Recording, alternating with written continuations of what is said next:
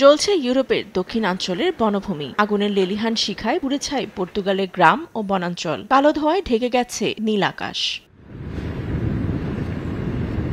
পর্তুগালের লিসবন থেকে উত্তরে ট্রানকোসো গ্রামে দাবানলের সূত্রপাত। কর্তৃপক্ষ বলছে এখন পর্যন্ত আগুনে 52,000 হেক্টর বনভূমি পুড়ে ছাই। পরিস্থিতি মোকাবিলায় দমকল কর্মীদের সঙ্গে লড়ছে স্থানীয়রাও। তারপরও বাগে আনা যাচ্ছে না সর্বগ্রাসী এ দাবানল।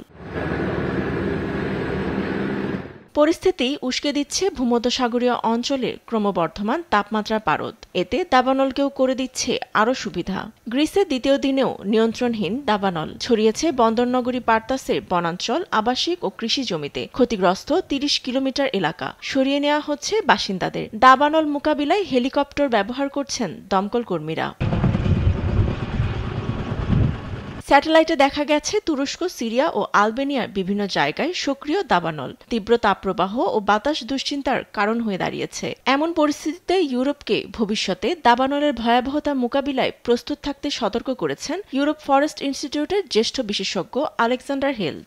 এদিকে কানাডার হ্যালিফ্যাক্সের কাছে বেয়ার্স লেক অঞ্চলও জ্বলছে। কর্তৃপক্ষের মতে 30 হেক্টর এলাকা পুড়ে গেছে। আগামী কয়েকদিনে বাড়তে পারে এর তীব্রতা।